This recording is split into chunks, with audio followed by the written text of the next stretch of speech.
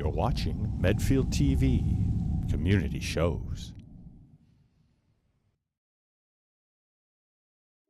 So welcome to the Board of Selectmen meeting for Tuesday, May 22nd, 2018.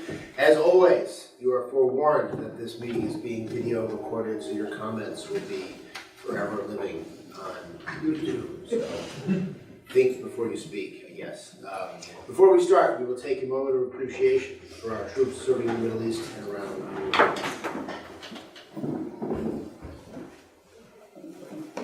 Thank you. Just an announcement before we begin. The Memorial Day Parade will be happening on Memorial Day, Monday, May 28th. It begins at 9:45 a.m. behind Town Hall, and the ceremony will be at 10 a.m. at Baxter Park. Hope to see you all there, and we'll start with Chief Meany, Deputy Chief Wilhelmy, to discuss a conditional offer of employment for police officers. Good evening. So back on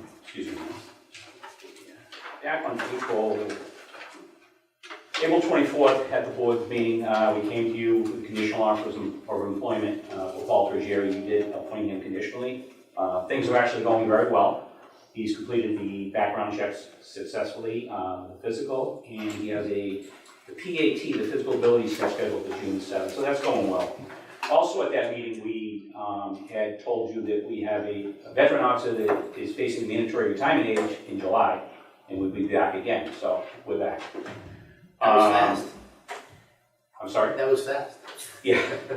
So the reason we came back a little sooner than we probably would have is basically to get a jump start. The process takes a while to do, as you probably know by now, to get everything done. The PATs are scheduled by the state, so you basically at their whim whenever they tell you. The academies fill up very quick. The one that we, if you approve this tonight, the one we hope to get them in September. If we wait until after the officer retires in July, then we're probably looking at January of 2019 at the earliest to get this officer in. These won't overlap. This position won't overlap. The pay won't overlap the retiring officer or the new officer if approved. So that I don't see that as an issue. The thing that we would do is we'd be able to get the officer on the street probably 4 months earlier, which would save on overtime from filling that position. We'd have to backfill it when that position's open. So if this is something that you would like to do, I would make a formal request to hire an officer. I don't know if this is something you want to do, I'll make a formal request. Questions?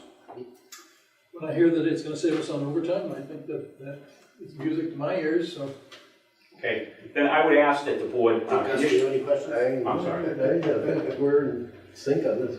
Yeah, I have no questions, but it seems to make sense. Then I would ask that the board conditionally appoint Garrett Ledbetter of Medfield. Garrett is the one that is actually tied with Paul Tergieri in the top of the list, so he's actually number one right now. Conditionally on that he successfully passed a background check, physical exam, the physical abilities test given by the state, and the basic recruit academy. Give us a little bit about Mr. Ledbetter's background, if you wouldn't mind. I would like to, however, we haven't done his background. I can tell you he lives in Medfield. I think he lives down on Causeway Street. Correction officer. He's a corrections officer. Other than that, until he's given the conditional offer, we can't do the background.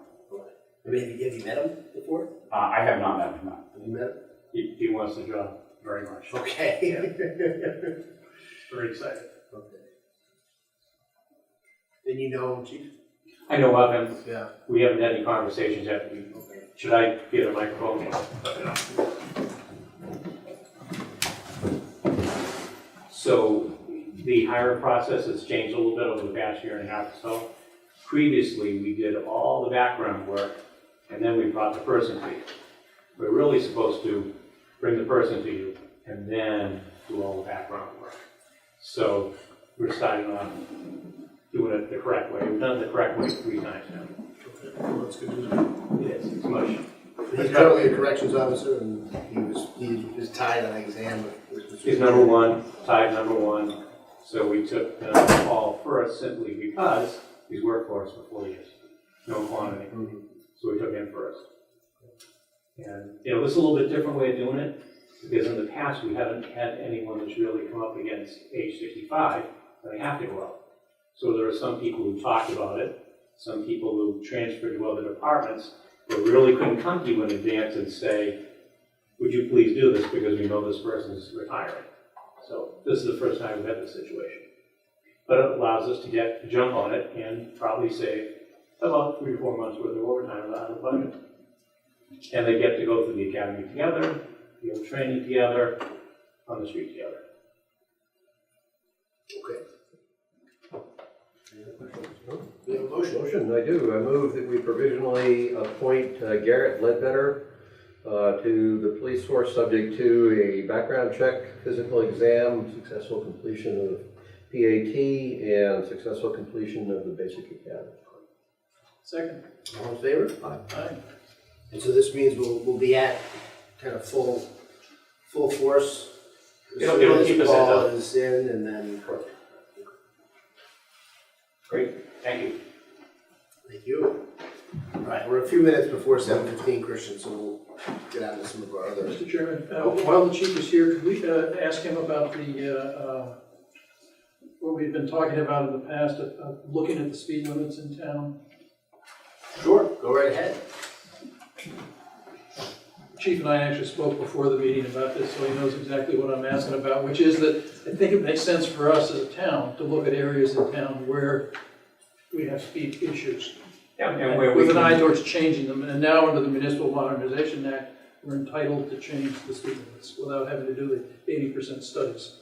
Correct, and the other thing we have to look at is even though we maintain 109 and 27, if we make changes on 109 and 27, we still have to pass the state, but we can handle the speed limits here in the town just fine in the center. I think it's appropriate for it to be 25 in the area of the center, and maybe a block or so out. We probably do not want to do that on all the streets in town. I think from a practical point of view, it probably would not work very well. There's a little bit of controversy that's going on now with the Mass Chiefs Association. They happen to still be the chairman of the Traffic and Highway Safety. And one of the things that happened is a couple towns north of Boston, like, not quite sure, Arlington, Malden, those towns up there, some did the 25 miles an hour all the way through, others did not. So you're driving along at 40 in one town, you get over the line, you got to drop 15 miles an hour. So there's a little bit of, if you're going to do it from town line to town line, you really should have a discussion with surrounding towns. Here, I don't think we'd be doing that. We're interested in the area around the center and the congested areas, because the rate of pedestrian crashes and fatalities has gone up in the United States over the past year and a half, 2 years. We just discussed that the other day. So with the increase in business and people walking around the center, which is exactly what we want to be ahead of this. I think it's fine. So I will talk with Maurice Goulet of the DPW. We will sort out how best to do this, and then we'll come back to you with a plan to start implementing it. Okay, great. I mean, there's certain areas that to me just cry out for it. Like the one that I'm very familiar with, because it's right next to where I live, is on Hospital Road, and the 40 drops down to 25 for the thickly settled, well into what is now the residential neighborhood. And because of the Larkin development, the thickly settled area is moving closer to the hospital by several hundred yards now. And so that for me, that would be an area where it would be a no-brainer to put the speed limit down to 25 once you hit the Larkin development. And so you'll know the developers of that property also entered an agreement with the planning board, zoning board, to purchase a similar of those radar speed signs. So there'll be a second one up there, further back towards the hospital. So we can get it from one speed down to the next speed, down to a third speed if we want, in a very obvious fashion. So everyone completely understands just what they're doing. Okay, so that's a process that you're going to move forward with, it, looking at the town and what the speed limit should be in different areas, and let us know what Yeah, should be. Maurice and I will have conversation Okay, how to implement it, and I think it's good for people to know. good. Understand what the limits are. I'm curious about the process you'll follow. The close in, downtown, that So I assume you're gonna set where the limits should start, and it's probably gonna make a whole lot of sense in what you want to do. I know there's a lot of different people in town who have opinions about their roads needing to have this happen. I'm sympathetic. In fact, we've talked about Hospital Road before, even as somebody who occasionally uses Hospital Road to get back to where I live on Harding Street, just simply where the speed limit change when you're coming in toward Harding, just where the change is, it doesn't change until you go around the corner. So you go around the corner, it changes, and the sign starts blinking at you. And quite aside, just to let people know that the thing has changed in a better spot would make sense. But I'm curious, because I guess I'm anticipating you're going to get a lot of requests for a lot of roads with people who, whether it's Granite or Phillip, or I think over in Oriole, almost any residential road, there's probably somebody that's going to want to do that. You may not know how you're going to manage that process, but I'm guessing you're going to get more requests than, people in town probably would prefer that all roads in town be 25 miles an hour, but that's probably not going to be practical. Is there a way that you kind of adjudicate that? So I'm going to speak very practically and say that if you live on a particular road, you probably want that road at 25 miles an hour. If you're got 3 minutes to get to soccer practice, you know it's going to take you 10, you probably don't want it 25 on the road you're driving on. So yes, there's got to be some mediation here. Now, the interesting discussion I have with our new fire chief, securely throwing him under the bus right now, is that when down in Sandwich, there was a safety committee that looked at all these types of things, made up of the police chief, the fire chief, DPW, and a couple of other folks from town that had an engineering background. So, since he's had some experience in this, I'm going to have a discussion with him, and probably something we look at so we can have a logical, rational way of looking at it, bringing the ideas to you folks so you can decide whether we've come up with an appropriate plan or not. The town council probably wants to rain on your parade here, chief, so I'll recognize him for a comment. It's a local acceptance statute, has to be accepted by town meeting, and then the Board of Selectmen has authority to act. And by that, are you saying we have not accepted it? Right. So it's at least a year before we can do anything about this, is what you're saying? Or a town, it doesn't say a regular town meeting. Or a special town What meeting. chapter is it? So Now, having said that, we can probably do a little bit with like right in the center, Chapter 9. square those away. And then Do in that. connection with that, there's sort of the other side of the coin, It's new. right? Which is sort of my hobby horse in this, which is speeding enforcement. that's chapter Right, it's all well and good to lower the speed limit, but if we're not doing a lot of speeding enforcement, it doesn't really matter what the Right. speed limit is, right? And so, kind of, what are we doing on that front, and what would you plan to do on that front if we have more streets that have lower speed limits? Obviously, the only way to do it is enforcement, because it's unlikely that you're going to drive at 25 unless you really need to drive at 25. I come down Hospital Road on a regular basis, and it's amazing what 25 really is when you drive it. It's very surprising how slow it is. So today, I know Officer Kelleher was out doing his traffic enforcement in half a dozen different spots today with, great success. So we'll just have to step that up everywhere. On the various shifts, which is a discussion we have at our staff meetings each month. Do you have a ballpark on the number of speeding tickets? I do not, Right, in a no, year? no. Several hundred, but Several hundred a week? no.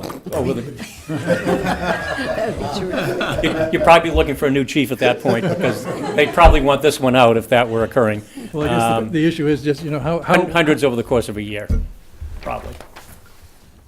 And I also, well, I would guess if it's several hundred over the course of a year, so that's maybe like a couple a day, you're saying? No, every other day, or so. Every other day? Every 3 a week, 4 a week. I mean, if that's all the speeding tickets that we're writing, then we're not really enforcing much. so I we're guess going would to be have my to. comment. So for the record, Pete, if you asked for a billboard at the bottom of Hospital Road where it opens out onto Route 27 so that we can put a radar trap behind the billboard, that's what they do down south, but we're not doing it here. We can just put No, out cameras and send tickets in the mail, yes. or in Sherburne. No, Mr. and- Donna, you have a question? You have to use the microphone. I don't know if you're taking input at this point, but I just decided to take it by calling it. I appreciate it. I was just wondering, I mean, I've been following the discussion on Facebook. I don't know if that's what prompted this question or your initial question, Pete, but I think what people are concerned about is not the people who are driving the speed limit, but the people who are, excessively exceeding the speed limits. And so lowering the speed limits may cause the actual speed to also go down, but I'm not sure. But I'm out at all times of the day on foot, running around streets on town or on a bicycle, and I see cars at 5:30 in the morning flying up North Street at 50, 60 miles an hour, and I think that's what the people are concerned about, and not whether the speed limit is 25 or 30. And I see a cruiser parked in Wheelock once or twice a year, watching this, and actually not, I don't know, I don't see any enforcement. So I think that's where the problem needs to get solved, and not necessarily with speed limits. Christian actually had he had his own radar gun at one point, and he would post the speed of the month, the highest speeder of the month that he recorded. You posted that video of the speed bumps too, right? The German Yeah. comedy. I enjoyed that. All right. Anything else for Chief Meany while he's here? Well, I'm gonna stay because we got some other things to do, so. Oh. There's a couple things on the agenda. Oh, I'm sorry. But I can step down now and step back up if you'd like. No, why don't we cover the whole list of things we need to discuss with you, unless it's gonna take a long time. What else? No, it shouldn't. We want to discuss the report. The records access officer. About a year ago, you appointed both the town clerk and myself as records access officer for the town. We have Michael LaFrancesca and Dr. Marsden for the school department, but we failed to appoint two people at the police department to be records access officer. So originally, we talked about doing Chief Meany and Deputy Chief Police Wilhelmi, but then in talking today, I think it would be better if it was the Deputy Chief and Georgianne Gerlach of the police department to maintain the records access officer, and frees me up from having to oversee their documents. Okay. Any questions? What does the record access officer do? It's part of the new Request for Information Act, Public Records Act. Public Records Act, so. They're the ones that supply the records. Yes, it's supposed to They have more formalize the process. responsibility. There's somebody has to have the ultimate responsibility to ensure that the Okay. statute's complied with.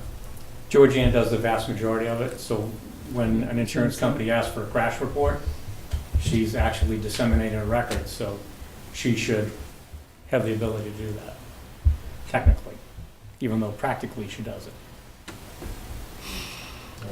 So it's you and the two of you are I'm reading it off here, I guess. We're gonna change me to Georgianne. Dan Gerlach. Gerlach. Gerlach. Okay, you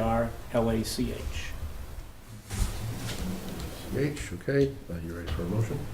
I'm ready for a motion. Okay, I move that we appoint Georgianne Gerlach and Deputy Chief Wilhelmi as the records access officers for the police department. Second. All in favor? Aye. Yep. And I see the other discussion item you're probably here for is the police chief search. That would, yes. That might take a little bit of time. Christian's on for 7:15, Sure. so why don't we go over to Yep. Christian and the Rail Trail Study Committee, and then we'll come back to. And you Okay. need a microphone if you want to talk. Or you can go up to the podium. Or you can do both.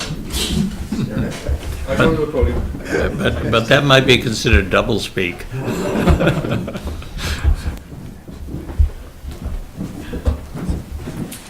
Should I introduce myself?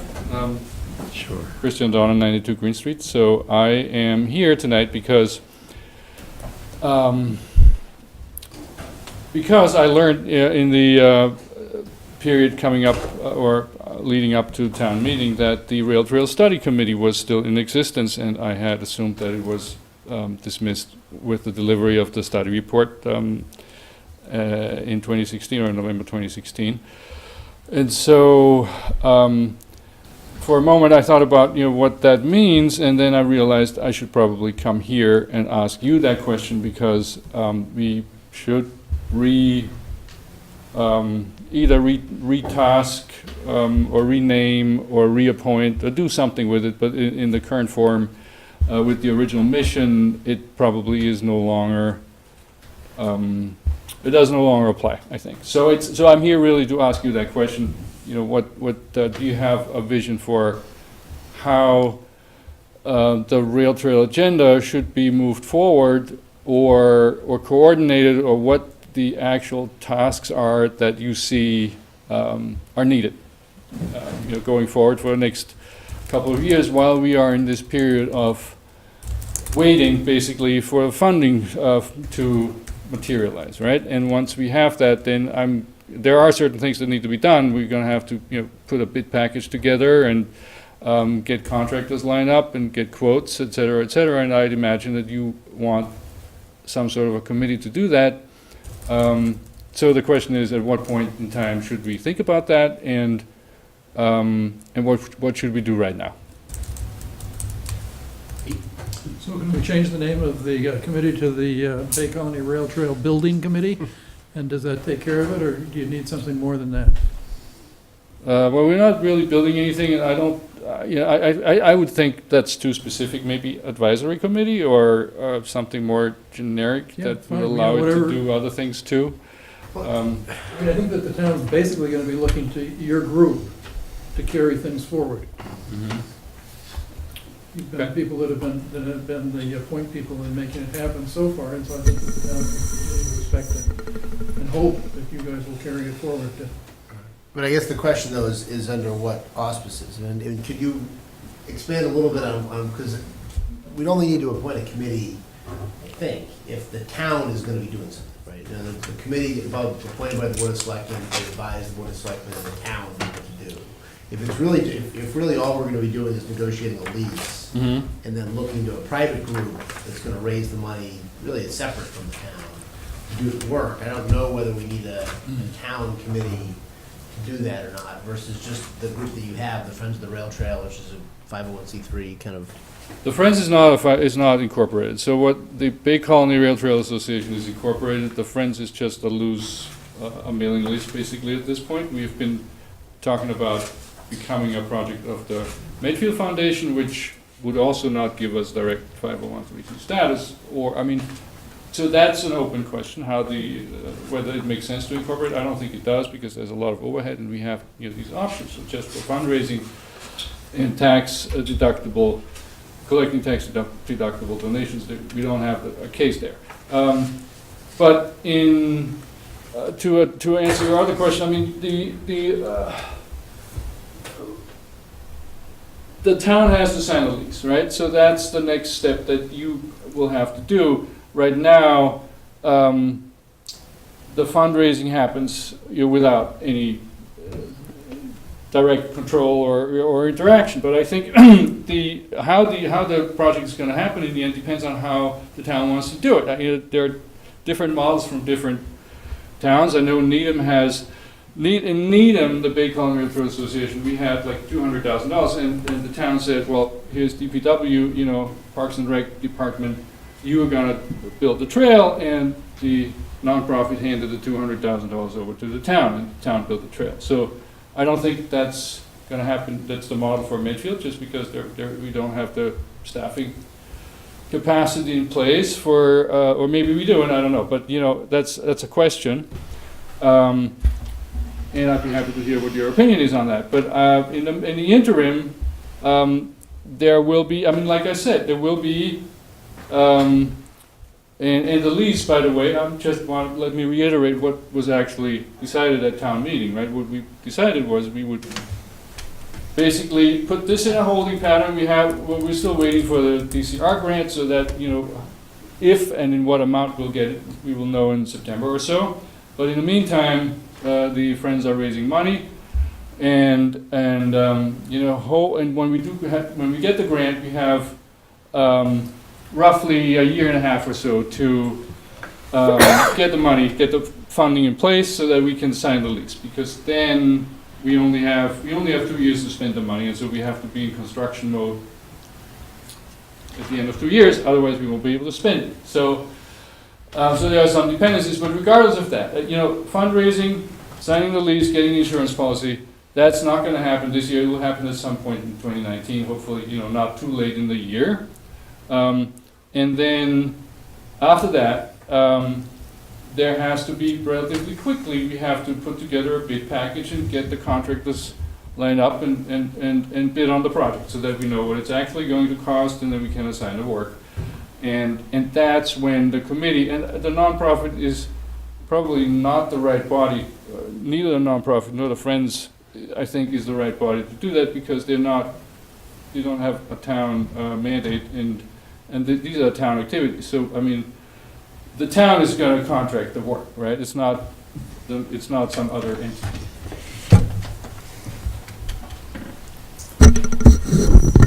A couple of things I might bring up, and it might be a reason for appointing a town committee. One is that the group that is the regional committee from Dover, Needham, and Medfield is not a town-appointed committee, and so would have no authority if money at some point becomes involved to expend funds, because they are not an appointed town committee. And as Mark has pointed out several times, the town cannot donate money to a charitable organization. That's forbidden under the state constitution. So, whereas if it was a town committee, they could accept funds. Now, there are disadvantages to that, because if people donate money to the town, and then for some reason the project doesn't go through, the money can't be refunded to them. So that presents a different sort of a problem. But in terms of the ability to do things on behalf of the town, I think it's better to have, or necessary to have, a town-appointed committee. The other thing I think is, as you pointed out, we're expecting this group to carry forward the project to fruition. And at some point, I know the neighbors have been interested in the course of what's going to transpire up there, and somebody will need to keep them informed and let them know what is happening. And I think you people are probably not in as good a position to do that as the committee that's been involved with the project for several years would be. So I think by having a town committee appointed, that would help that process and make it soothe the road with the neighborhood. Chrissy, could I turn the question around to you? If I know you're asking us, and I've got an opinion, but from the standpoint of the committee, is there, I think what we're partly talking about here is what connections or what involvement does the town have going forward from here? And it sounds almost like probably for the next year it's limited, except that I think Mike's brought some valid points up around a committee. But if you look at it from the standpoint of the committee, are there reasons that the committee would like the town to have this be a town committee, or one way or the other commit, in one way or another commit to its continuing interest in the rail trail in this coming year? Yes, I think the town, I'm on the same page as Mike. I think the flow of money is going to determine how it needs to be handled, because, the town applied for the DCR grant, right? It was Sarah who submitted, with our help, we submitted the request, so if $100,000 come in, the town will spend it. So the town has to be the owner of the contract with the contractor, the construction firm, and so the rail trail. An appointed committee can represent the town, in that capacity, but we can't.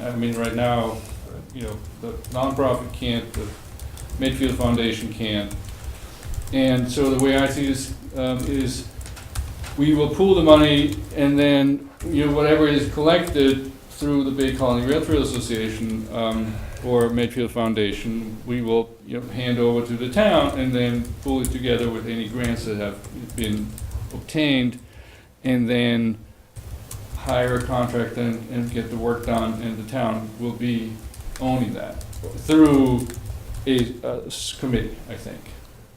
I haven't really thought about Mike's two reasons, but if I understand where we stand at this point, in addition to the town needing to sign the lease when it comes time to sign the lease, I think the plan for development did involve, and I think this was a condition of the grant, involved a certain amount of in-kind contribution of the town, probably the highway department, to support the activity. And then, as I also recall, at the tail end of what you had proposed, there was still an open-ended issue if things didn't all fall into place, that the town potentially could have some financial liability if things went south at the back end. All reasons why I would think the town would want to remain knowledgeable and connected to what's going on with the committee on a continuing basis. So it seems like there's a number of good reasons why, and I say that all recognizing your diligence and persistence and patience. When first time I talked to you on the warrant committee, I was sitting there putting all these stipulations on why I wasn't on board. I think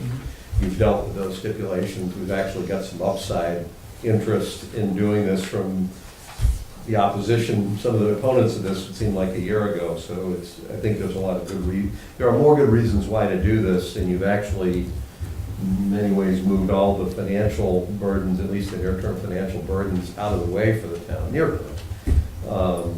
So it seems to me it makes sense that we would want to encourage, rather than just let you out there on your own to try to deal with everything. It seems to make sense to me that we would want the committee to continue or modify in whatever ways you'd advise, but to keep it as a town committee.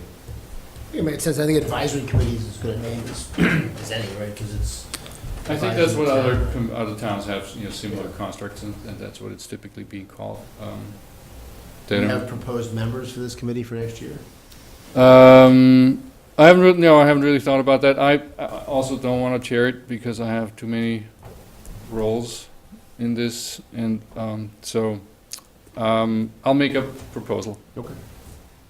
We usually do the reappointments in June, so if you could get us. Okay, I'll do it quickly. Some suggested names, middle of June would be good. Sure. We have 19th, is that our second meeting? two members of the study committee here, so I'll hit them first, and we'll see. And Kristen, you have a copy of the new committee structure paperwork that I shared with you. About a year and a half ago, maybe? No, a couple weeks ago when we were talking about whether or not we should have the meeting. Oh, that's right, yes, Yeah. yes, that prompted Okay, this. Yes, that's what prompted this whole yeah. discussion was the new committee structure. So if you can use that and fill that out, then it'll make the Okay. process a little simpler Okay. for me. I'll do that. Thank you. Thanks. Anything else? And thanks again for your work on this. It's really, I know it's been a long time. I know. Time to wrap this up. We have about 10 minutes before we get to the plastic bag issue, so let's check off a few of our other items. We have a request from Mo Goulet to sign an agreement with the Beta Group is this the amendment, right? This is the amendment to the Beta Group contract relating to the sidewalk design? Mike? So it's sidewalk and roadway is the whole basic 109 design. That's how I read it. We did incidentally receive the work that the Norfolk County engineers, they were out here a couple of years ago doing surveying work, and that work has been completed and turned over to the town, and they've turned it, Mo has turned that over to the Beta Group so they can incorporate that into their study.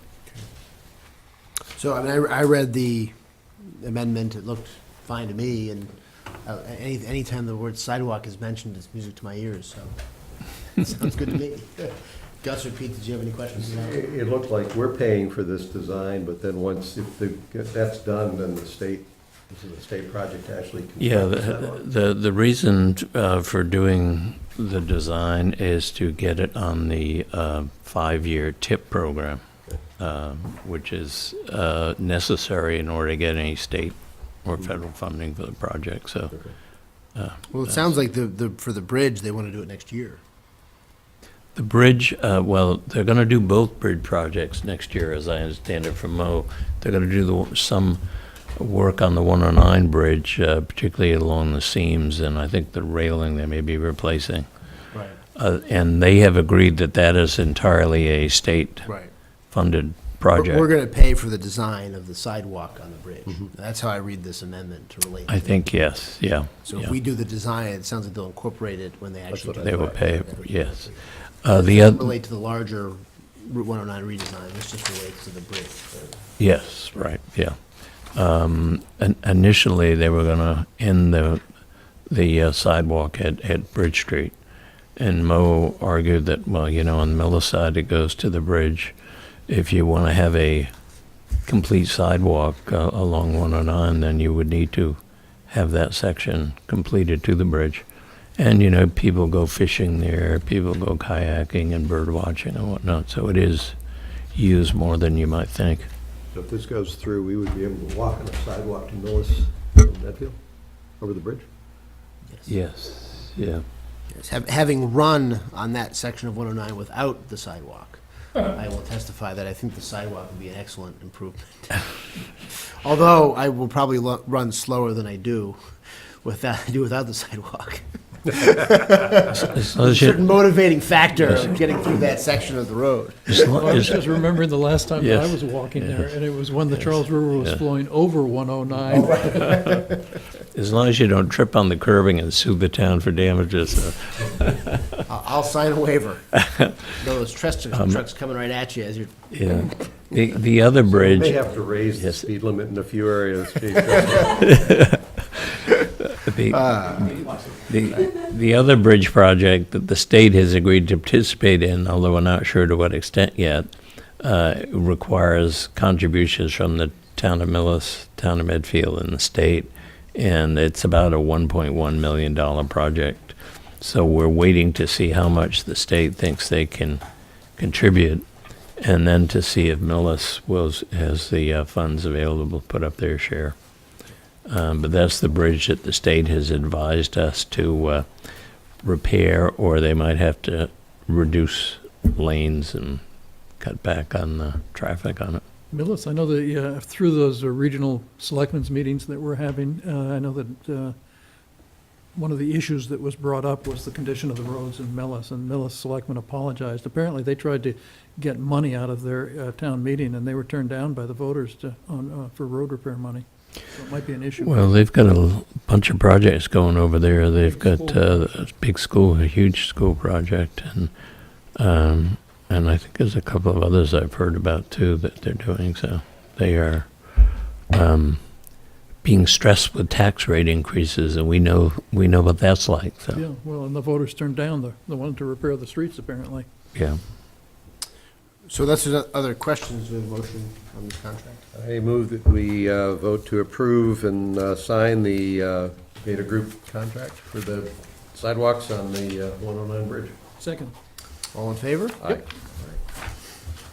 It's not quite 7:45, so why don't we go to Chief Wilhelmi's, Chief Carrico's memo about the appointment of a hearing officer. You seen this? I haven't seen it, no. That. I saw You seen the it, item. Mr. Chairman, I do have a comment when you are ready. About this? Yes. Why don't you comment up front? Introduce this for us, Mark, tell us what's going on.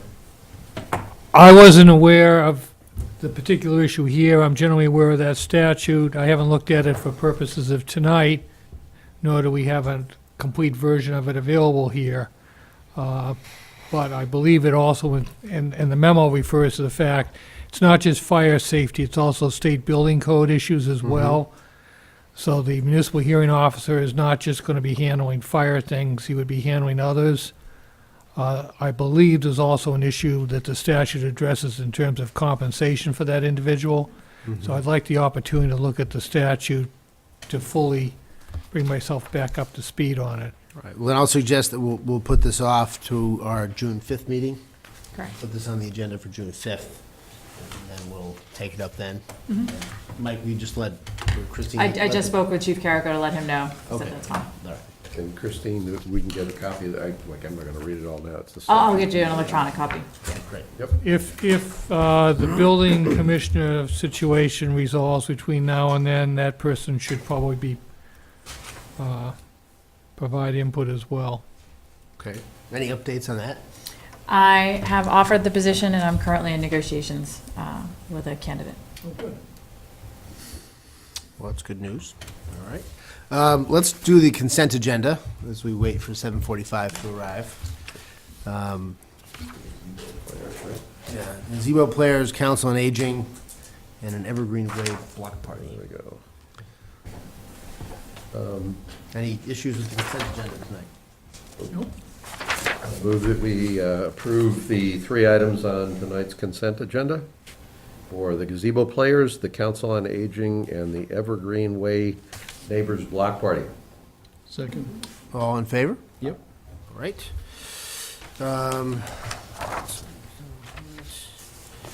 Well, it looks like we're almost at 7:45, so why don't we move on to Costello and the proposed plastic bag ban? Up to the podium. To housing production project. Yeah, The grant application. yeah.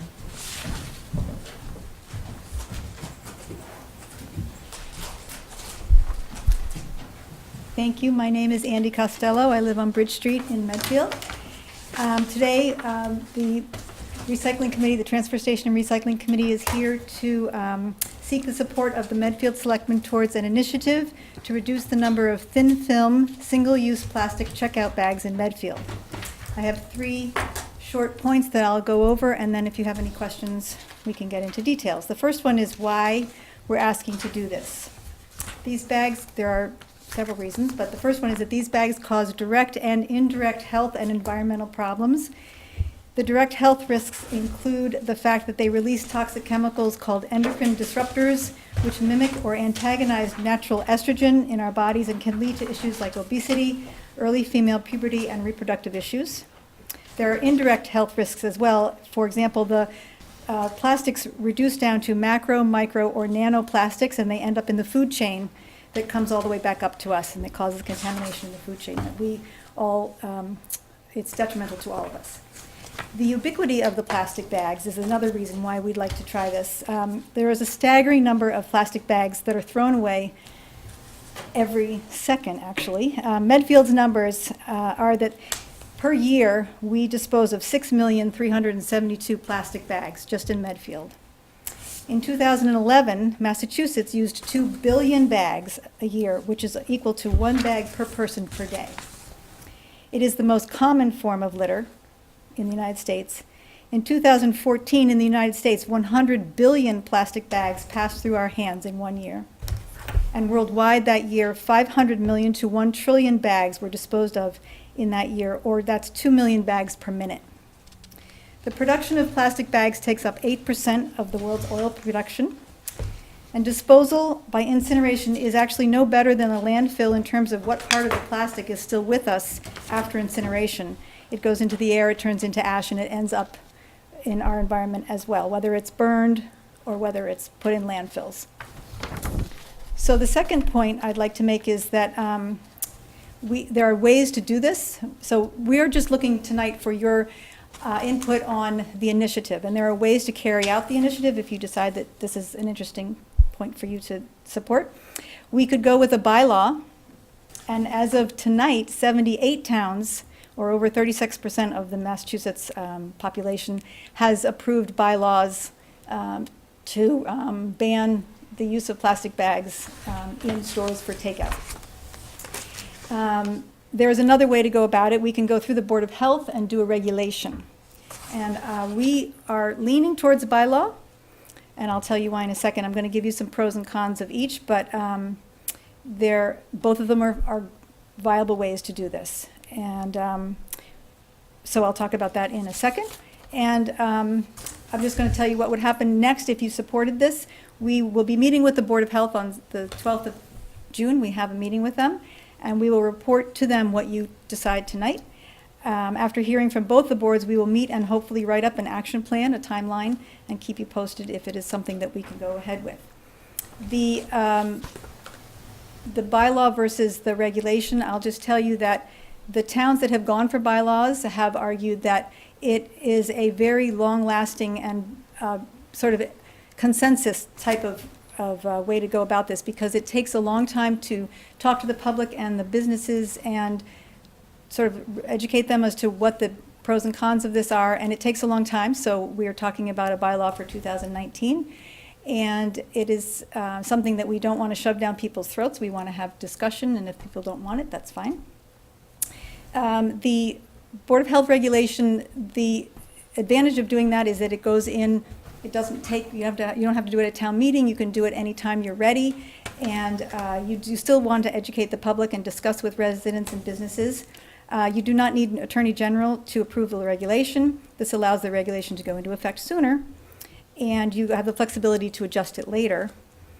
But the cons of the doing it through the Board of Health is that I think our Board of Health is small, and I think it's got a lot of things on its plate. Also, the regulation could be overturned if the personality of the board changed, and we would not, and the town would not really need to know about that. So those are the advantages of the bylaw, is that it is binding, and it's something that we will have worked really hard to get, and it would only pass if the people really wanted it to pass, so we would leave it up to the people to decide. There is a state bill in the House right now to ban plastic bags of the same language in the state right now for the whole state of Massachusetts. It has come up once before, and it has not been voted on at all, and it is now a step further. A lot of it has changed in the past 5 years. So it is now up again, and if it does go into effect, it would go into effect in 2019, and it would supersede anything that we vote on. However, we take their outline, their basic outline, and we can add to it if we want to. So the bylaw would be coming through at about the same time as the state, if the state passed. So that's my general, and you guys have my more specific notes there about what we would do, how we would go about it, what we plan to do, and the effects of plastic bags in the town. Thank you. Questions? Thank you for coming. Your number jumped out, the 6,372,000 plastic bags in Medfield every year really jumped out at me and caught my attention. So it's an issue that interests me. I guess I'm wondering on what official basis you're here. Are you here individually? I see you signed as a member of the transfer Yes, station I and emailed you back on that. recycling I'm a committee. member of the group. The group is, the recycling committee has voted to support this initiative. So that this is the committee's initiative. Yes. Yes, we haven't. Just ask you to microphone, please. Sorry. The committee, We know who you are. But if you Rachel just Brown, Thank you. Colonial Road. The committee has met, and this has been on our agenda for probably the last 4 or so monthly meetings. So we're looking at this point to sort of further the initiative. We haven't necessarily endorsed a particular position as to whether to go bylaw or whether to go, town regulation. Sort of various members on the committee have various sort of opinions. But I do think it's very important to say that sort of 78 communities in the state already have one.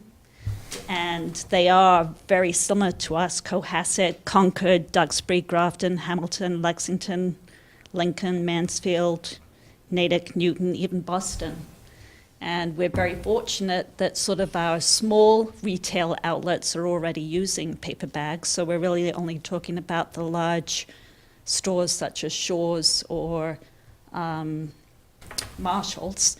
And they're in these communities, so they've already had to address the plastic bag ban in those communities. Mark? So the problem with what's out there right now is that there are variations in the forms from one community to another. I worked on one in Franklin that tried to take tried to take a common sense approach to it. I think we came up with a good prototype. The Franklin Town Council has to go through 2 readings. They were all enthusiastic at the first reading. By the second reading, some of the business community had gotten to them, and there was pushback, and it was rejected. But I have been through the process. I do have what I consider a reasonable sample bylaw. the distinctions that Andy made as far as the Board of Health regulation are pretty valid. It's a more expedited process. They have the ability to do it, but if you haven't built consensus and you have a problem, there's got to be, you have to, whatever you do, whoever does it, whether it's a bylaw or regulation, you have to provide a lead time so that merchants have the ability to adapt and adjust and get rid of their inventory and make alternate arrangements, so you can't just implement it right away anyway. I have two questions. One, I was also struck by the 6.4 million bags. How did you determine that in Medfield? There's a calculator that the state is using that is based on the CO2. You have it. Did they? Sorry. I'll just show you. This is my original. It's a greenhouse gas calculator that was arranged. It was brought up by a place in LA. I'll just give, that's my original, so if I can have that back. So it was a place in LA that created a greenhouse gas calculator that determined how many bags we have in Medfield? Yep, it's by person. Fascinated by that methodology. Did the people from LA come here and count bags, or? No. My point here, and I'm going to be a skeptic, but I'm not as much of a skeptic as I'm going to sound. I'm very skeptical when I hear statistics about environmental issues generated by a national organization that's calculated something, telling me about what's here in town, because oftentimes those organizations have an issue that they're starting with and are generating statistics to make impressive impressions. But we have to start somewhere, and this is something that everyone in Massachusetts is using. So what I think I hear you saying is, well, actually, this is not Medfield. There's a national organization that has some sort of parameters, perhaps about populations in town or something, and based on that, they have a national algorithm, and from that, they came up with a number based on a set of factors in Medfield. They know nothing about Medfield. That is true. But that's how they did it. Okay, so at least I understand where the number came from. What have you talked to the stores that have these bags? We have not done anything yet because we wanted to talk to you first. So I will tell you, though, that Shaw's and Marshall's and CVS all are in towns that have bag bans. that's something short of, so here's what I'm getting at, and my issue here is broader than this. First off, I don't like plastic, and I'm not advocating for plastic. However, I have issues when local towns try to pass policies that require sophisticated science that probably should more properly be handled either at the state or the national level. I read what you wrote, and this was applying to certain thicknesses of plastic and not other thicknesses of plastic. I have no idea what the merits of that decision are on a technical basis. Perhaps it should be applied to everything.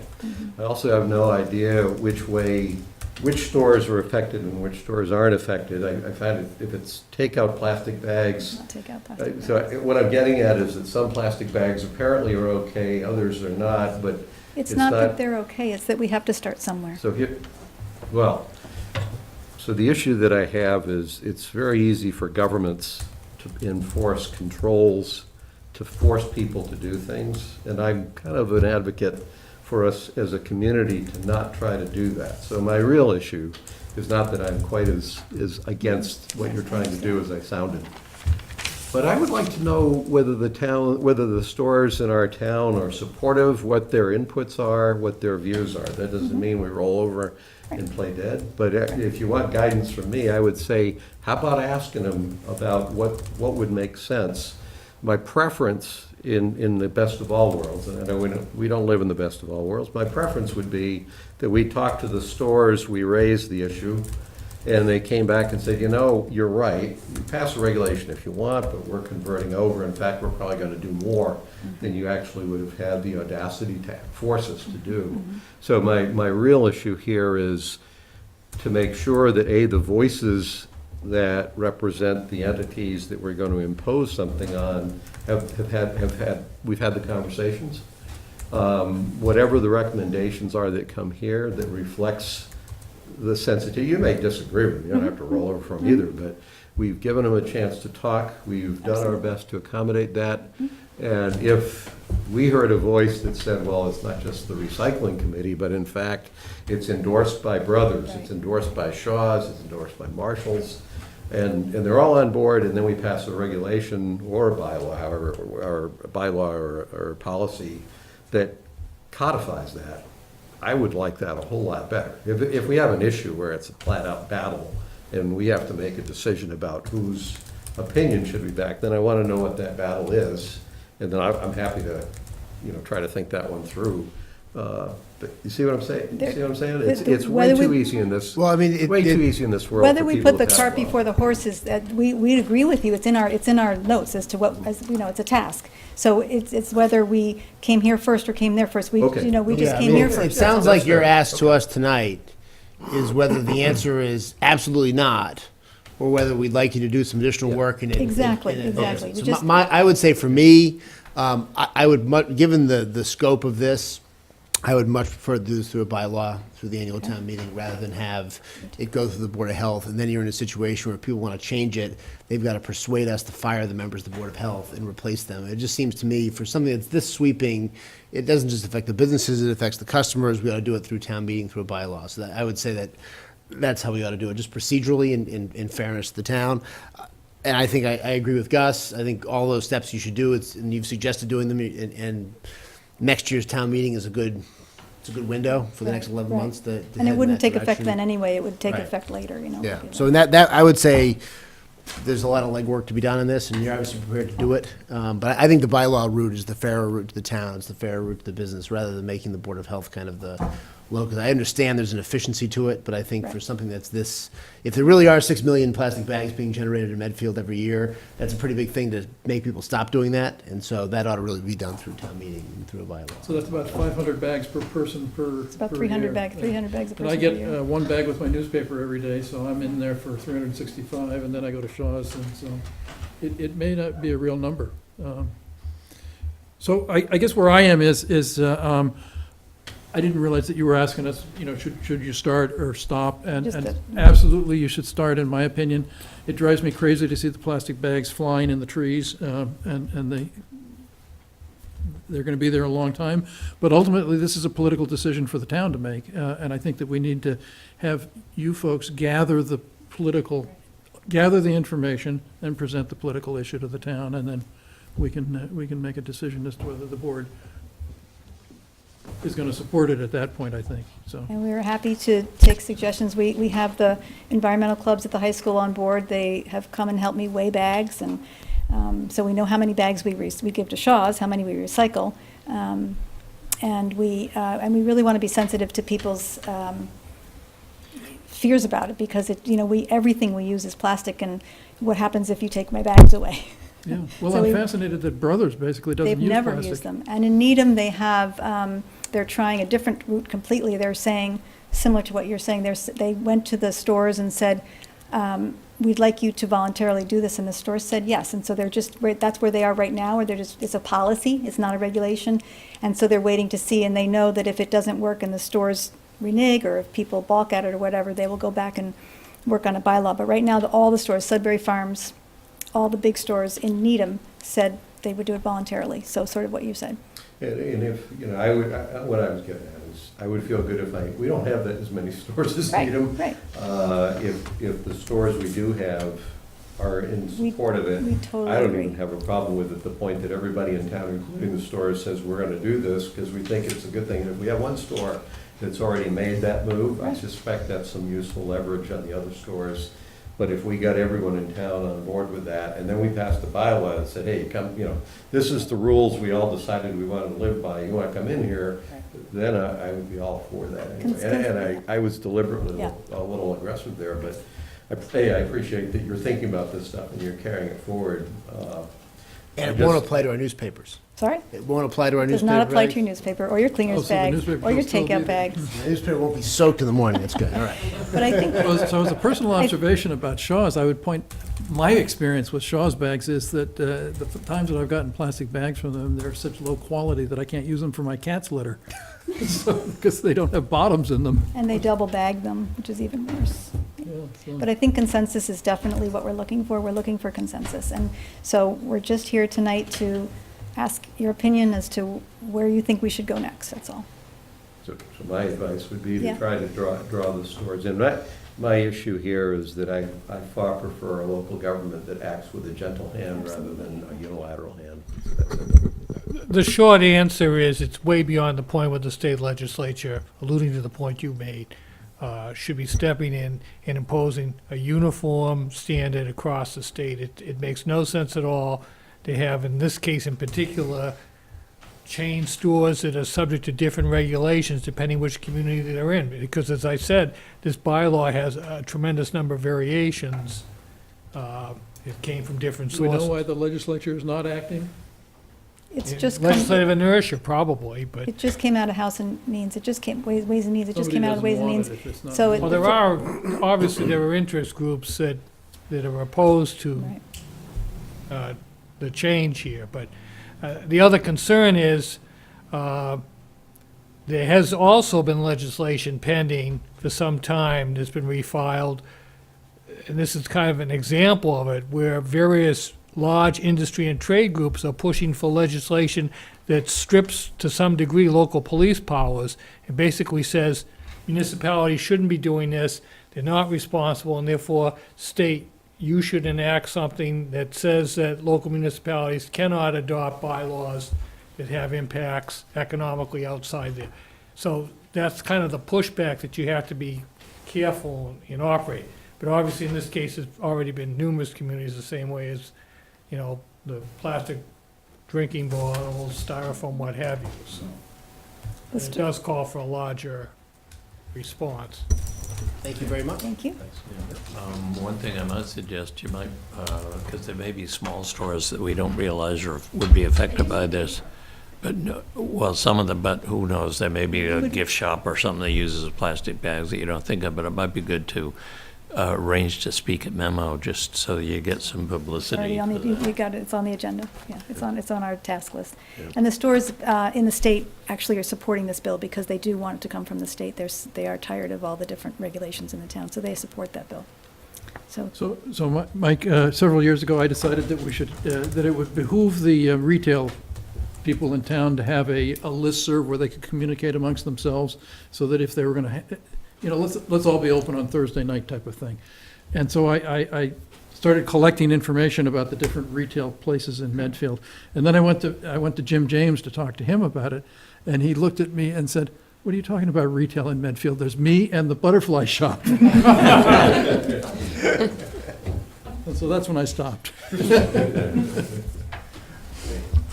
Thank you. Thank you. All right, let's go back. Chief Meany, Police Chief Search. Sneak past you. And anything that would help not having the Shaw's bag blow out of the basket and I pick up hundreds a year out of my property, that would be a lovely thing. Thank you, Andy. Appreciate it. All for it. Okay, what would you like to talk about? Well, I thought we should talk, as we unfortunately have to have a search for a new police chief sooner than I think any of us would prefer. And so I wanted to put this on the agenda so we could talk about it. Sure. What the timing is, what the window is. Obviously, the fire chief search that we recently completed took a long time. I don't think this necessarily needs to take quite so long.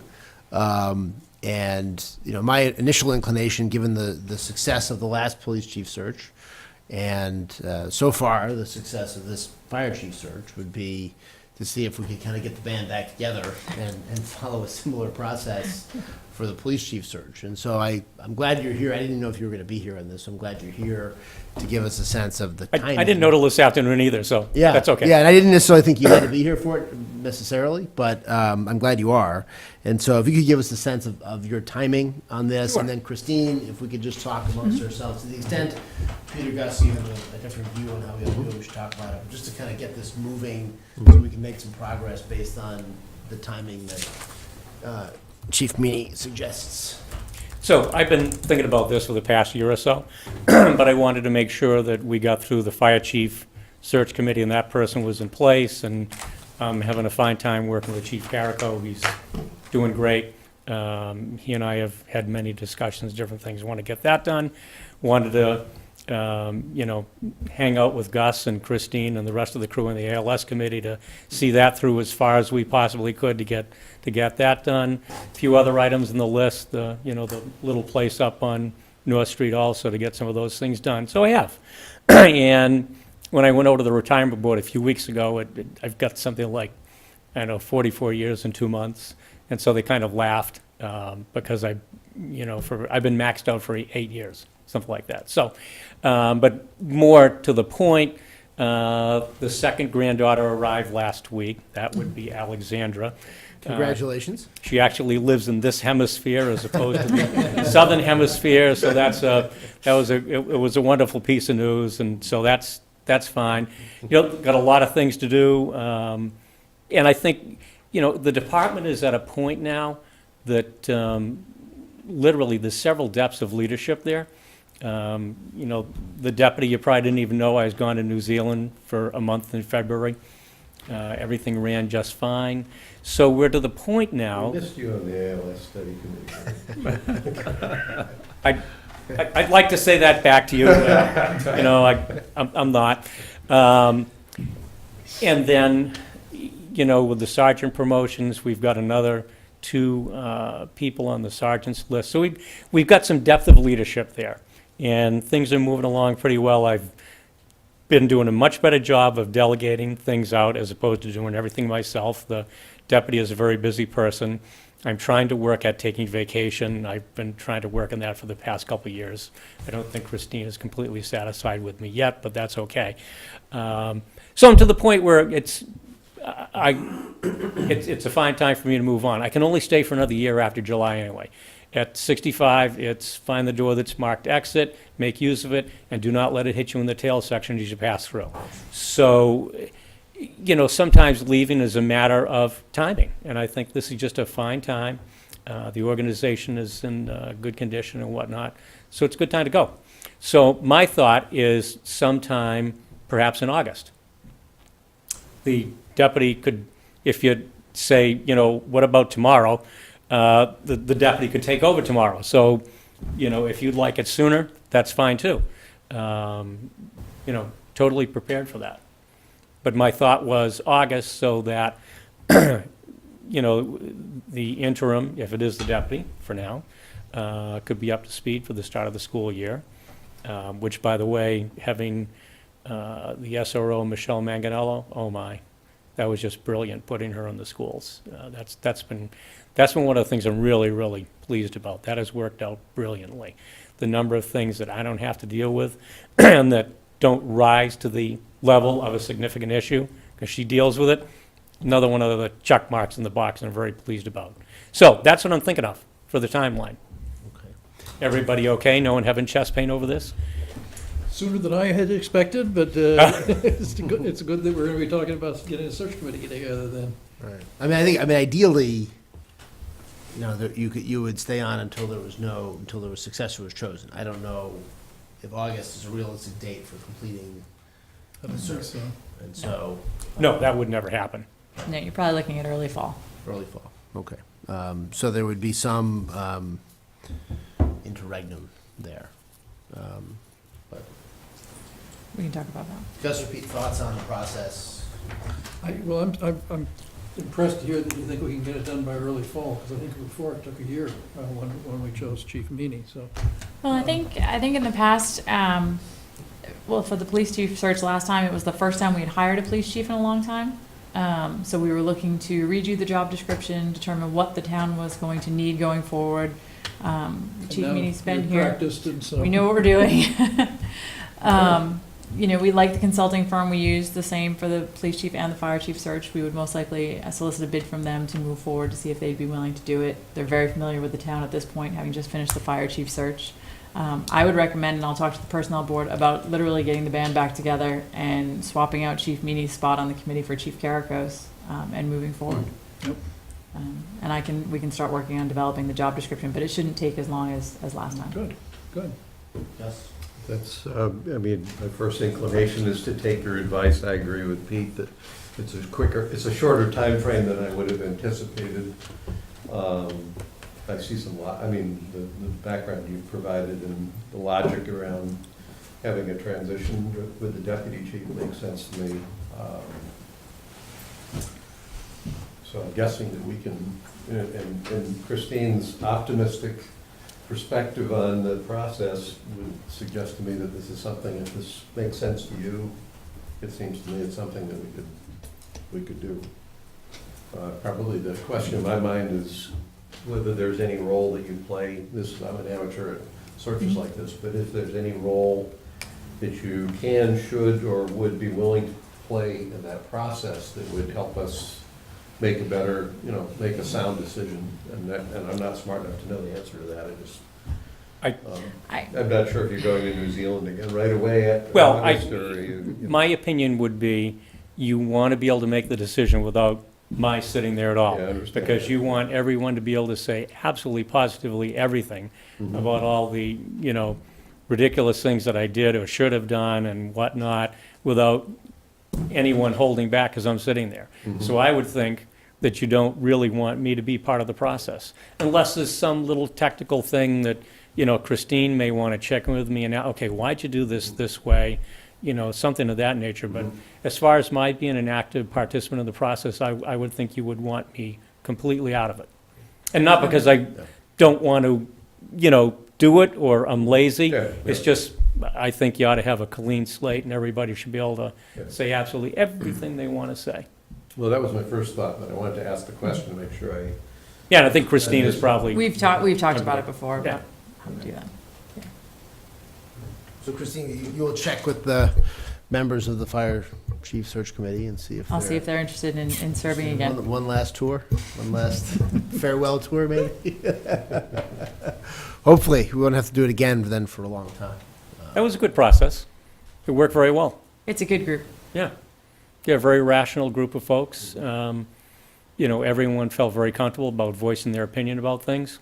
Nothing was held back. It was very good. Maybe we can target June 5th. We put it on the agenda. Maybe to keep the ball going forward on this and try to get as much going as we can. And should tragedies and atrocities occur, I'm going to be around. If it's necessary that, Chief Kingsbury stayed on, during the course of the summer and whatnot while you found the interim. The difference here being you've got your interim who's already served as the chief when I've been away. So you have someone that we know can do the job just fine. And I can be a phone call away if anybody needs some assistance on a decision or how did you do this back in 2009 when this happened, Very happy to do that. That's not an issue at all. And I'm not moving, so. Very good. Well, thank you very much, Chief. Okay. Thanks, appreciate it. Yep. Chief, thank you for all your service to the town. Oh, you're welcome. He hasn't finished yet. Yeah. He has No, a but few more he's- months. Withhold that until, Got it. I thought he was going to take the option of, yes, go tomorrow, but, okay, I'll stop in tomorrow instead. yeah. We don't want him slacking off over the summertime. Right, yes, right, very good. All right. So Thank you all. Thanks, Thank Chief. you. So before we get to the minutes, I had just added this agenda item just to talk about next week's meeting.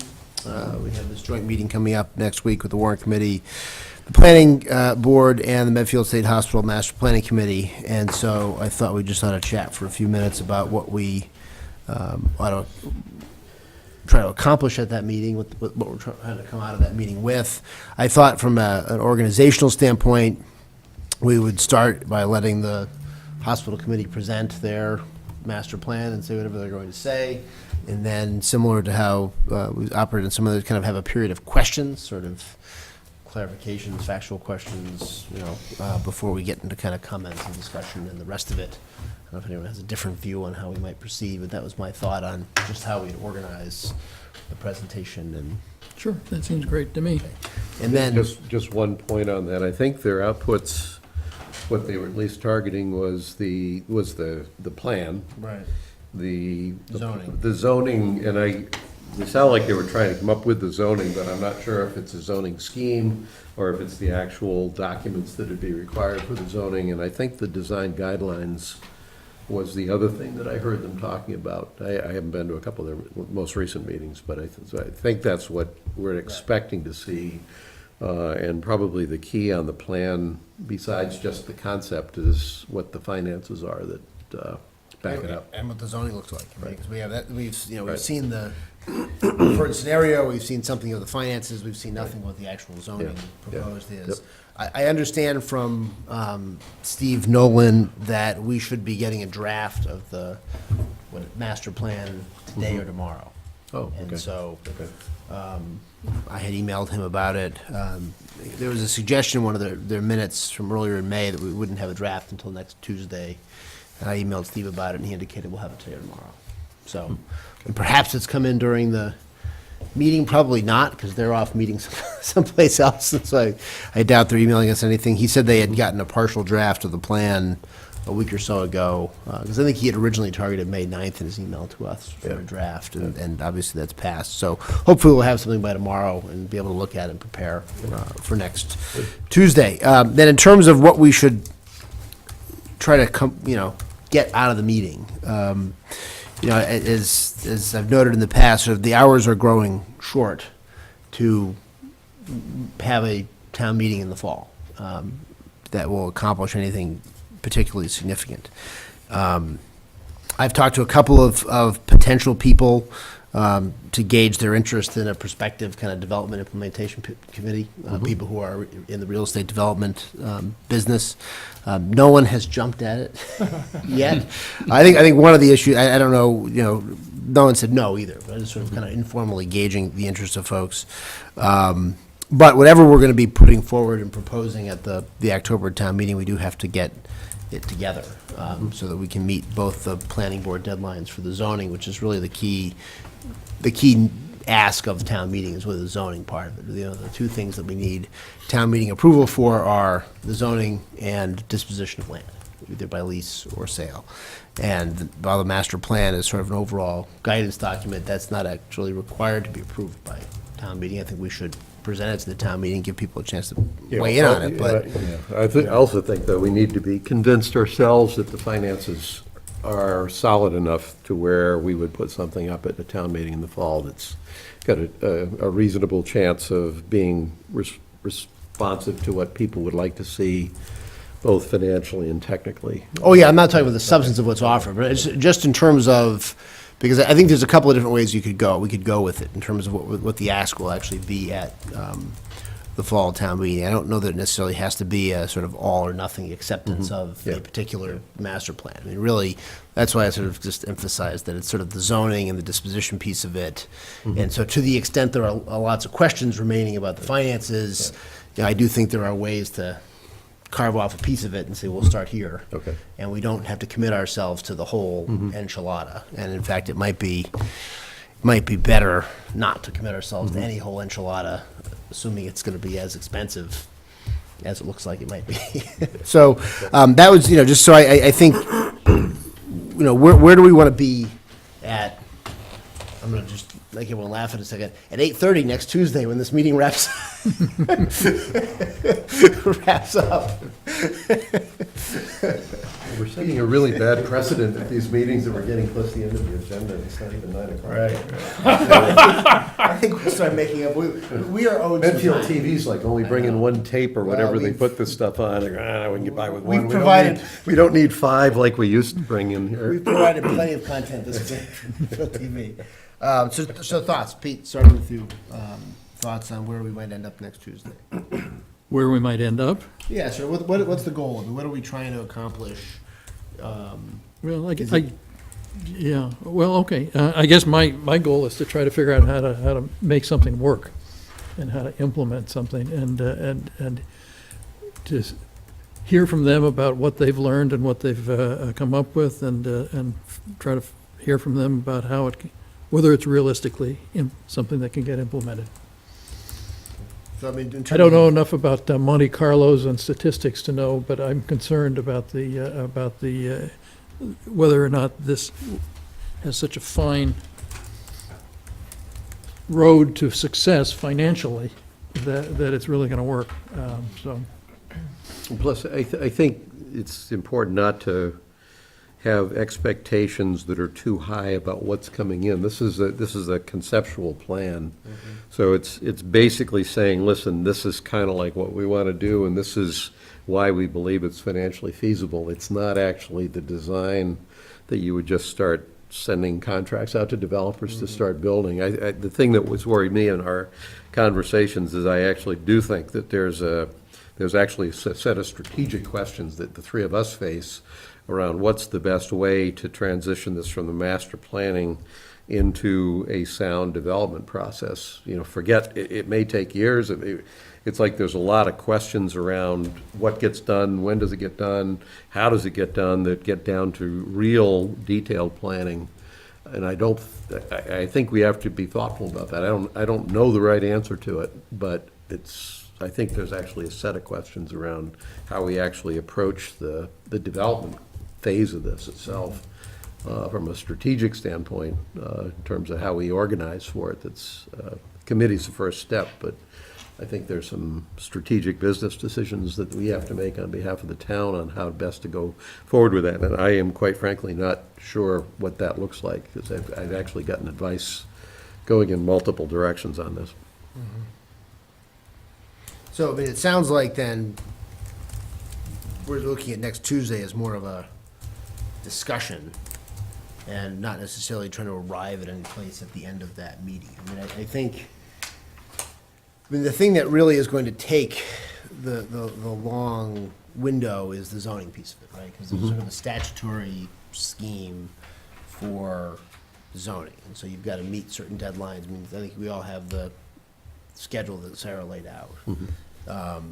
And so I think the one thing, I mean, my view is the one thing we should try to make actual progress on next Tuesday would just be that zoning piece.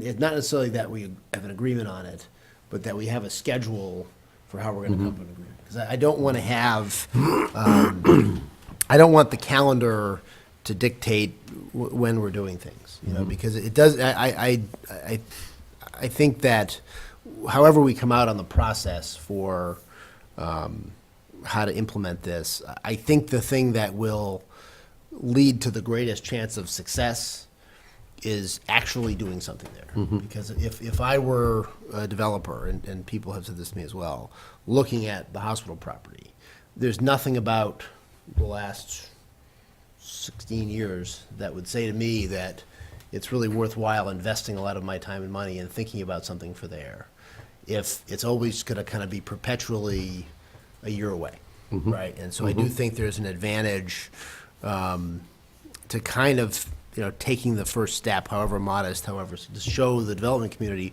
as a town, we can actually get out of our own way and put something that give you an actual opportunity to make a proposal, and it's not just going to be, well, please tell us what you want to do there, and then, you know what, we'll talk about it for the three.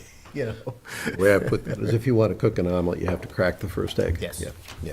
And I think we've seen it, I mean, and it's been surprising to me in the process around the affordable housing that kind of once we actually did something there, and I think there was a lot of skepticism that we would actually do any LIP projects. We'd actually, now, you know, there's a fair amount of inbounds, right? There's people who are looking at it, and we've had, you know, over the course of the last couple of years, options on the table. It's been a huge success in terms of getting the developers to actually do what we wanted done at their expense. Yeah, and I think it's part of that is just, okay, we've at least shown that if you come up with something good, we'll actually do it. Yeah.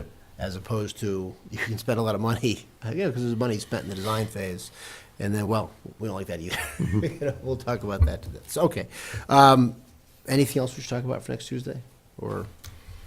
I think the just another issue that I'm hoping the master planning committee, I'm pretty sure they'll already think about this, but those are three outputs, but there's another thing that the town shouldn't lose sight of is that there's a cost model that has been developed, which I suspect will be of value to both the town and to anyone involved in development. It may not be the ultimate cost model, but we've paid to have the cost model that VHB first did. It got refined, and so there's more than just those reports. There's actually a little bit of intellectual property that the town has paid for that we want to make sure that's there, because I think it'll be of value to people moving forward, at least it's a stake in the ground that we can work from. So one of the things that I've been pondering and thinking would be a good idea is to get some sort of feedback from the real estate development community on what we come up with as a global plan. And I'm not quite sure how to do that, whether it's through the RFI that apparently was recommended to Dave Jacobson by Ted Ty from National Development, or some other sort of scenario of that, of just going out and talking to some real estate professionals. But I think I would feel better if I had that sort of input at some point. Yeah, I'd like the two folks from Boston Realty Advisors that I talked to earlier, I'd like to have them come in and talk to us. They're not the master developers, they're the people who can facilitate some of how to think about it. One of them's a resident here in town, so it's, and the other one's in Westwood. But I thought it would be valuable for them just to come in and talk to us here in one of our Board of Selectmen meetings. Would they be willing to do that? I haven't talked to them since January, but I think they would, yeah. That'd be great if you want to reach out. Yeah, I'll definitely reach out to them, yeah. That would be helpful. Yeah. I think. All right. Minutes, board minutes. A lot of minutes. So we have 4 board minutes. I believe the only significant correction that I had, Christine, other than the note that these are long, is in the November 7th meeting. I think Carol Reed's name is spelled R-E-A-D. It is. Yeah. So, I'll fix that. yeah. And I didn't even have that change. I thought they were excellent minutes, thank you. So I did have some changes to the November. We might do these one at a time, I guess. Yeah, let's start with would be the best October way. 17th, 2017. It says October 19th on the agenda, but I think it's October 17th. 17th. What we have in this. Study extended. And what I've done on 2 out of 3 of these is I've actually sent an electronic copy Okay. to Evelyn and Christine with the 2 that I had relatively significant changes on, so they've already got the electronic copies, but just so you know, on the 17th, on the second page, some of this is just editing, but the first sentence with Jerry McCarty under the facilities director, Jerry McCarty presented a preliminary 20-year capital maintenance plan on that line. Just, I believe that was more for accuracy's sake, because as I read it, it didn't make sense what we said. And then on the third page, I corrected the next to the last paragraph. It says, Selectman Murby asked Mr. McCarty to continue to work on the report, and I said, I inserted this, and asked about when the town could expect the plan to be completed. Mr. McCarty indicated that it would not be ready for the April 2018 ATM, but should be ready by the 2019 ATM. So the rest of that sentence as worded made it sound like we were expecting it for this past town meeting, which wasn't true. Mr. McCarty pointed out that the request will be school-heavy. That's editing. And next paragraph down, Mike Quinlan, Chair of PBC, stated that having a detailed maintenance plan is very valuable and that Mr. McCarty should be commended. So that was editing. I had a question on the 4th page. The 2 bullets, I guess I was asking, as I'm reading it, I was asking for clarification at the meeting. But the second bullet says volunteers have to be registered voters. And my question was, was that in reference to members of the Permanent Building Committee? Mm-hmm. So the volunteers, I just needed to make sure I couldn't tell from reading it what that said. And I think that's, everything else are very minor. That's it for that one. Anybody have anything else on that one? Nope. No, I don't have a memory of the discussion, so I. The only reason I remembered is because it was very distinct in my mind that when Jerry came, I said, so you're going to have this plan for this April town meeting? And he said, no, it'll probably take me another year. And so we. Yeah, no, I just have no yeah, memory. I'm not yeah. disagreeing with you. So my short-term memory is better than yours. I think this might be long-term memory at this point, guys. This is last October. Okay, all right, got it. November 7th, first page. Well, let's oh, have okay. do we have a motion Okay, wanna to do it one adopt time? the October Okay. 17th minutes as corrected? I move that we accept the October 17th minutes as corrected. Second. All in favor? Aye. All right, the next one we have is November 7th. And like you mentioned yours, Pete, did you have any changes? No, I didn't have any changes. This one I also sent an electronic copy, first page, action item, first line. I said order regarding restraint of dangerous dog as opposed to constraint of dangerous dog. You might as well put the apostrophe on officers as well if we're correcting it. Perfect. What's that? Yeah, you're right, okay.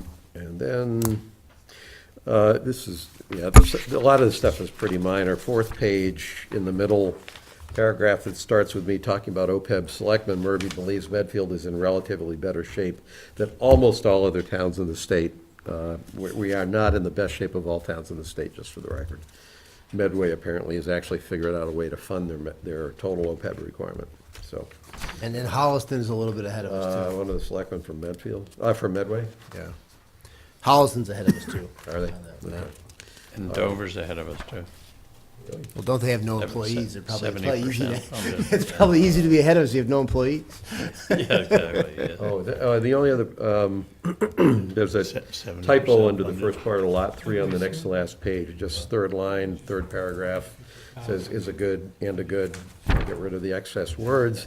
On the last page, third paragraph, the Selectman Murphy doesn't want to draw housing away from lot 3 was not accurate. I basically said doesn't want to draw housing away from the state hospital property or take commercial property away from the town's inventory of commercially developable property. So just to kind of misstated my position. Where are That was we? it. That was last page, third paragraph down.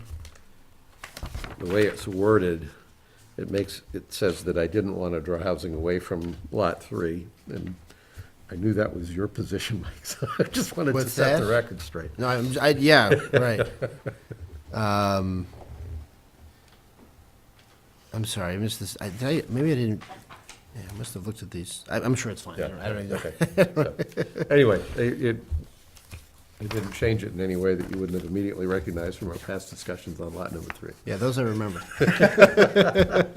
And you got an electronic version of that one with my changes, so. Yeah. So do we have Motion to accept the November 7th, I move to accept the November 7th meeting minutes. Second? All in favor? Aye, As correct.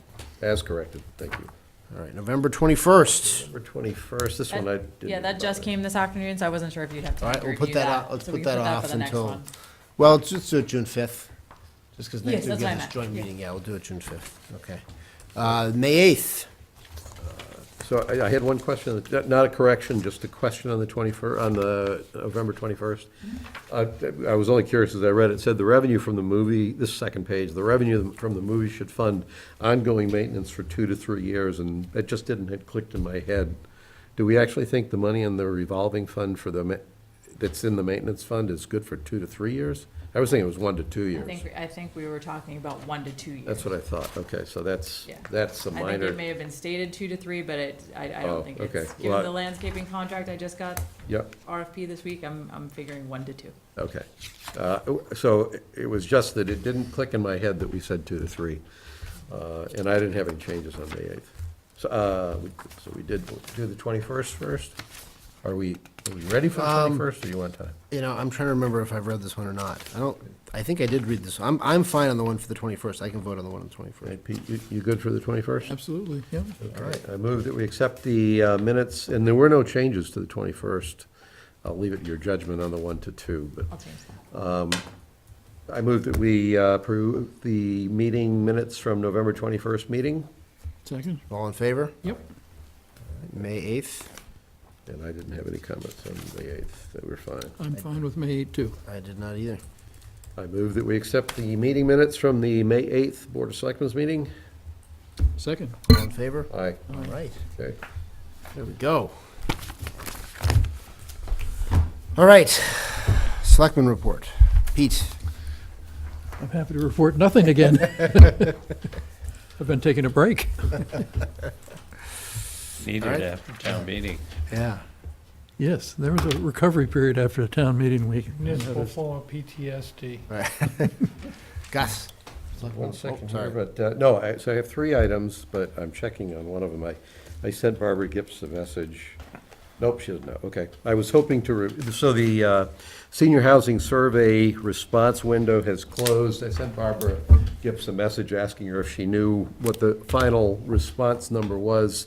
What we know is that a week before it closed, we were at 550 out of 2,200, so that's, from a statistical standpoint, that's a wonderful response rate as it is. It's just that with another week, and we actually accepted responses for days beyond the deadline anyway, we probably have a really solid response. She just didn't happen to know what it was. So that's one point. And again, I think we were talking about getting the summaries back from the survey company probably somewhere in late May or early June, and that we'd be trying to pull some sort of report together by probably late June or July. So that should be interesting. I'll give you two a heads up. I'm going to miss the Memorial Day parade, so you'll have to march on without me. I'm going to be out of town up in Maine for the weekend. So, and then Enjoy, hopefully for yeah, vacation it's and like not for work. It is for vacation. It's like the first time in 25 years we've gone away, I think, for Memorial Day. So, things people will do to get out of having to march in parades when you've been in the academy. That's a long march. Yeah. And then It's gonna rain. the third thing Good I had planning.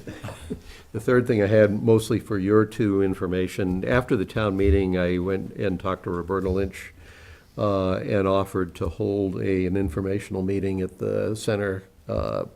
Purpose is to debrief the town meeting and to make sure that whoever comes to those meetings understands the 5 items in the election. So it is not advocacy. So just to be clear, I'm trying to make sure people have information, they understand both what came out of the town meeting and also what they'll be looking at the ballots. So she had asked me to do 2 sessions. I'm doing one at 6:30 on the 4th of June for the people that work and you need to come in at the end of the day, and I'm doing a second one at 2:30 on the 5th of June. The reason I didn't set that up as a Board of Selectmen meeting is I didn't want it to be a formal meeting. I just want it to be an informational session. So those are coming up. Okay. That's all I got. We have a draft, we received a draft from the Community Opportunities Group of the proposed senior housing overlay district zoning. I haven't read it in detail yet, but Courtney Starling had a meeting with the Council on Aging, with Sarah as well, which I think was positively received overall. And I think we're going to wait in part for the input from the Senior Housing Study Survey. Yep. That might shape that somewhat, but she's made some progress on moving that along. And so if we do have as we will have a town meeting in the fall, the Hinckley property and the overlay district will be on the agenda for that and be ready in time for that. I haven't gone through it in detail yet, but progress has been made on that front. And I don't think I have anything else from the Selectmen report. Can I raise one issue? Actually, I think I have 2 issues. Christine, you sent out the draft information sheet. There's no problem with us talking. It's not really a decision. It's just a review of the document. It's the one that, so this is not the document that we formally approved with our last meeting. This is an information sheet that would help people understand it. Christine, I sent you, again, some editorial changes, but this information sheet is intended to kind of help people understand the three types of overrides. So and this is user-friendly as opposed to more legalistic. The one thing that I learned going through this process, that I didn't understand before the town meeting around the stabilization fund operating override, just to be sure you both understand it, because I did not understand it this way before the town meeting, is the stabilization fund operating override, for all intents and purposes, is the same as an operating override in terms of how it works numerically. The only difference is that the money that is associated with that operating override is money that's directed to the stabilization fund unless we redesignate where that money goes. Well, yeah, by a vote of the town. It requires, correct. Not we as in the Board of Selectmen. Correct. Right. The difference from a normal operating override, I think we already knew, is that every year we as the Board of Selectmen have to vote to appropriate the next year's funding to that. What was news to me was I hadn't appreciated that level goes up by 2.5% each year, just like the operating override does. And this is a question for you, Mark. Should the Selectmen decide to appropriate let's just for argument's sake, say this passes, there's $1 million, and the next year we decide to appropriate $1 million again, the 2.5% increase, we could do $1,025,000 for the extra 2.5. If we didn't do that, that 25,000 actually rolls over as part of the general levy limit. So we're not obligated to put the 2.5% in. We're only obligated to put the original $1 million in, but we're authorized to put that extra 2.5% in. And if we do, then in the third year, it would be 2.5% more of the 2.5% from the second year. So it's kind of a weird mechanism. So you've changed your view on this, Mark, since you told us 2 months ago when we had this exact discussion that the million did not go up by 2.5%. It does. It does. No, I never. Yes, you did. We can go to the videotape if you want, but you told That us. was my understanding as well. You but- told us at a meeting that the $1 million does not go up by 2.5%, it just stays at $1 million. We had this exact discussion, and you said, no, it's only $1 million, it doesn't go up by 2.5%. My understanding was that if you didn't raise it to the 1,025,000, the following year it would be $1 million. It wouldn't be $1,025,000. I know if we lower it, it's lowered permanently. Right. The 2.5% goes on whatever the lowest number is that you have. Unless, now this is the really interesting part from the guidelines, unless we have a year that we don't appropriate anything, and then the ceiling stays where it was. So interestingly enough, if you appropriate a lower number, it creeps down. If you have a year that you don't appropriate anything, Back to the last. it stays at whatever the last actual appropriation was, which is a very strange mechanism. So it's different than the levy limit then. My recollection, not that I really care, but was that I thought it went up by 2.5% because I had read the guidance on the DOR, but I didn't have it in front of me, and somebody challenged me on it, and I might have backed off, but I didn't. I mean, I read the guidance from the DOR and asked you, and you said, no, it doesn't go up 2.5%. Well, It wasn't me. I'll pull up the YouTube and I'll send you the YouTube. for the discussion. at any rate, the way the guidance reads, it does go up by 2.5. The question I had was if the selectmen were to hold, say, at $1 million, and so in the second year, we hold it $1 million, and there's 2.5% that was added in, but we don't actually appropriate it. But that 2.5% would be part of the general levy limit, so it is available to the town. Is the third year, again, 2.5% above the million because we didn't appropriate the $1,025,000? So in other words, is it really whatever we actually appropriate into that account is the base that the next year goes from, or is the fact that we put in the million there, it generated 25,000, the 25,000 could potentially have been spent in other town budgets, does that then give us $1,025,000 Okay. base for the third year? All right, unequivocally, I'm gonna say, I don't know. Okay. Because this is not in the statute, this is all, the statute is a paragraph. This is all a DOR interpretation, so you have to look to them, and either they have an answer in that guidance that we all have copies of, or you have to contact them directly and raise the additional question with them. Okay. I don't know off the top of my head. So it's got a kind of a screwy mechanism around the 2.5%, not the base part. Does it really, I mean, the way it's set up, it really should not be transferable to the general levy limit. Right? I mean, in the same way that a debt exclusion is not, doesn't become, the debt goes But the away. 2.5% is, according to the guidelines at least for the 1 year, the first year that you have it, that you don't use it, that is, because the whole thing just goes on the levy limit. But it's a specialized operational override, it's not a debt exclusion. No, I know, but I'm saying it doesn't make sense that you'd have a specialized override for a specific purpose, but that you could then use it for another purpose without Not voter the authorization. amount that's Not the original million, but appropriated, the increase. it's that tax Or even levy anything increase. that's related to it. Right. It seemed it would, I went over a sheet with the assessors, and I'll see if I can dig it out for the next meeting, but my understanding was that the assessors will raise the amount that the selectmen recommend for appropriation on the levy. If you don't recommend the 25,000, then they don't raise that amount, and it does not become part of your levy base, but I will check that to make sure. The guidelines don't read that way, but they're guidelines. You can, but you don't have to. Oh, yeah, but you always don't have to, Yes. right. And if you don't, it doesn't add to the base. Only what you vote to appropriate adds to the base. So if you vote to appropriate $1 million the second year, the assessors don't raise $1,025,000, they raise $1 million.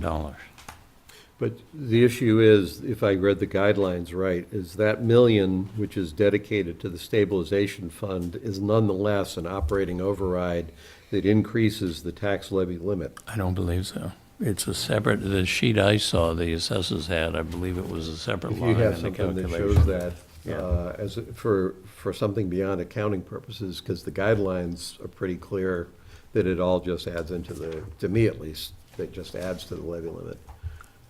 And so the reason I even care is because let's say that we had a policy, we're only put $1 million in to the stabilization fund, but if every year there's another 2.5% gets added on, you actually have this other kind of hidden growth factor, and it is what it is. I'd just like to know whether it exists or not. Right. But conversely, if you go into an area of inflation, and you don't do that, then it's gonna effectively be eating away at your. Right. Well, it's gonna happen anyway, right? I mean, it's gonna happen, I mean, if it stays at a flat million, yeah, I guess we'll cross that bridge when we come to it, but, Or also, if you decided instead of appropriating $1 million, you're only gonna appropriate $800,000, they would only raise $800,000 on the tax And then it's levy. ratcheted down to Yeah, that. Yes, then you're lowering the ceiling. Right, Yeah, right. and it's the same thing if you only appropriate $1 million instead of the $1,025,000. Right. That doesn't add to the $25,000 to the levy base. In the guidelines, it sounds like at least that first 25,000 does, but well, I mean, the normal way the regular levy limit works is the levy limit goes up 2.5% a year regardless of whether you appropriate it. Right. And so if you spend less than that, the limit keeps going up. Right. Right. So the question, though, is, and I guess I got to look back at the guidelines. I didn't read them to say that the growth then becomes free floating and available for something else. I read it, you know, I was relying on Mark originally to say that it was incorrect, that it didn't go up by a 25. Maybe I'm misremembering our discussion, but I remember pretty clearly the discussion was it didn't go up by, because I've told people that it doesn't go up by 2.5%. So I could just be wrong about that. But I mean, that's another mechanism that's a little weird about this thing, because if it's originally approved at $1 million, the million gets added to the levy limit.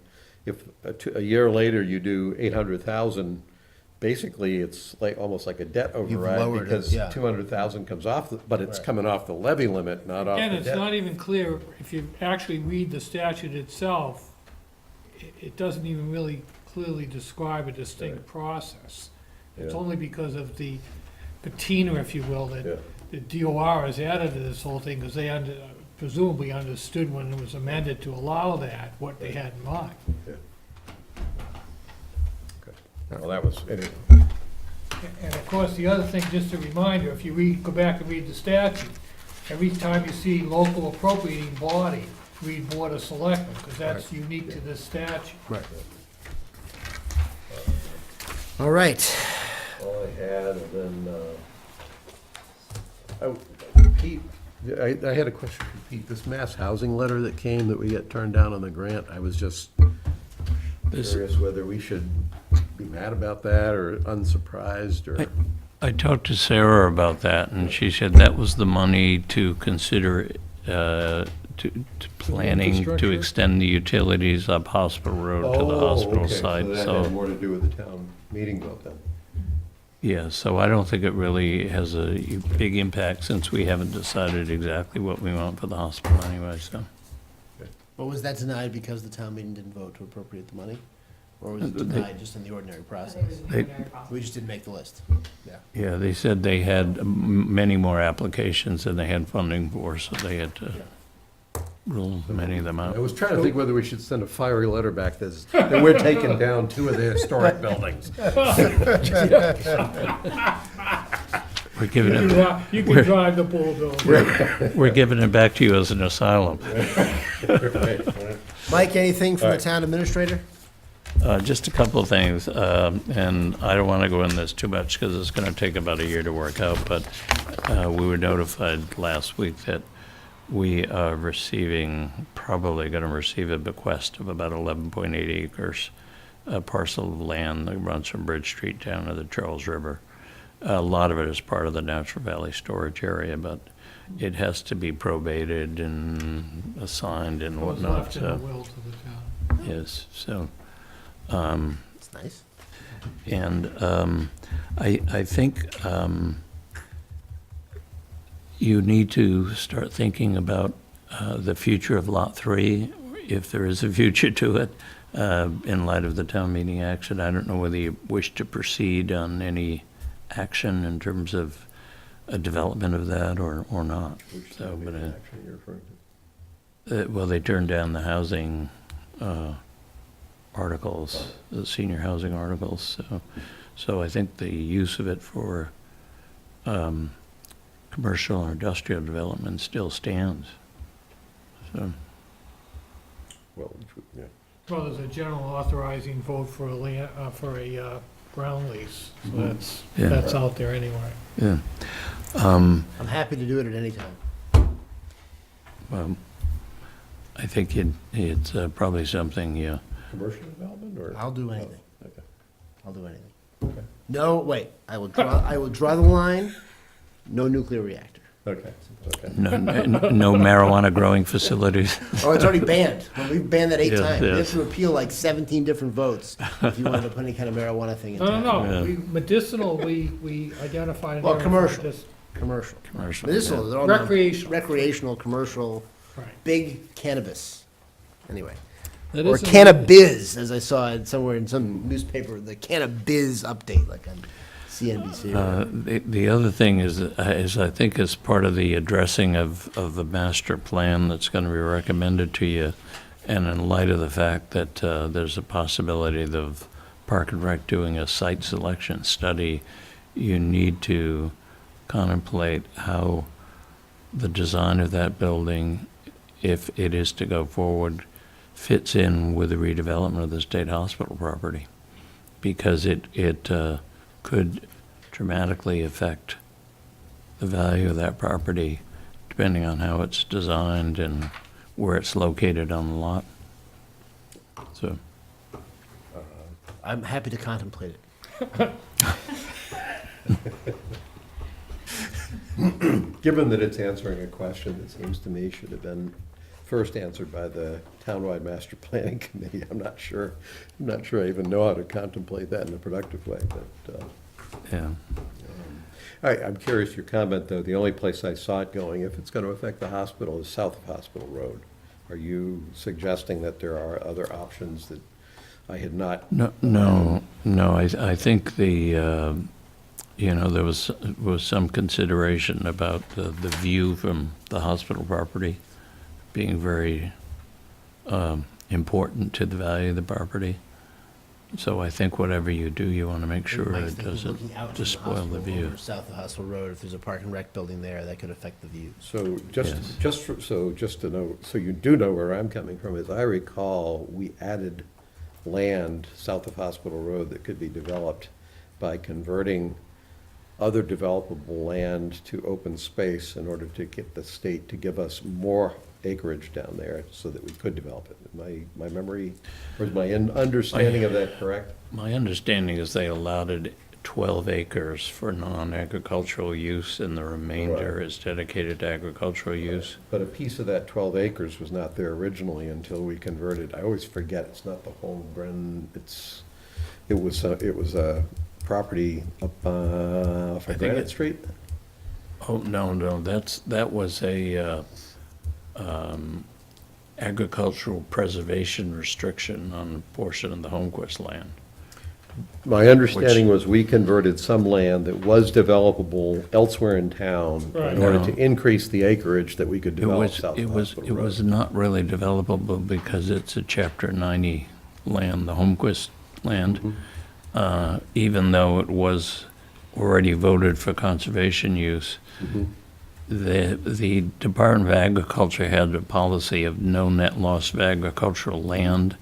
So even though it was already under conservation, they wanted an agricultural preservation restriction added to the conservation restriction. Well, my main point is, and the result of that was that we actually we were authorized to develop more land south of Hospital Road than would otherwise have been the case.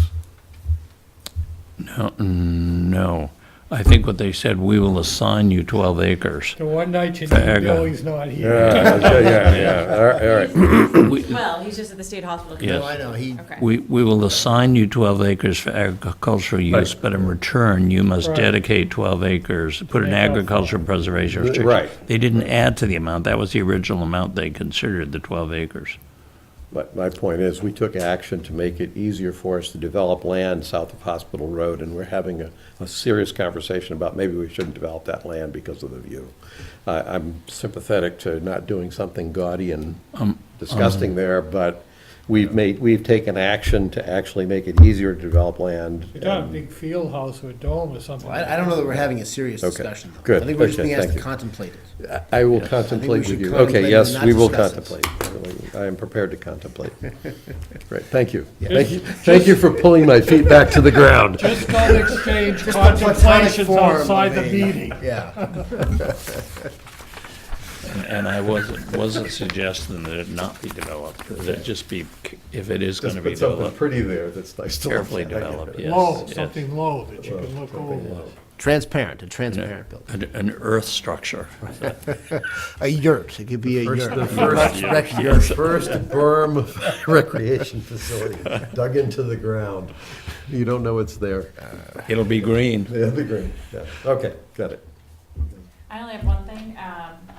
The Mass Municipal Association, their Personnel Association, is hosting their meeting in Medfield for their HR 101 boot camp at the Public Safety Building. We have 67 people registered for the boot camp. So, Back to your point about the physical standards for dispatchers, you can find out what the physical standards are for HR managers. That's right. and they will, because we do not have enough parking at the Public Safety Building for 67 people who are registered, they'll be parking at the DPW building and walking to the Public Safety Building. Exercise. So they have to be in Why don't shape we- then Why don't we if they park go them that up at far. the state hospital and run a shuttle bus? That was contemplated. We did get confirmation from School Building Authority that they're okay with what we've done up to this point. Nice, good, excellent. All right. Anything else from anyone? Motion to adjourn. I move that we adjourn. Second. All in favor? Aye.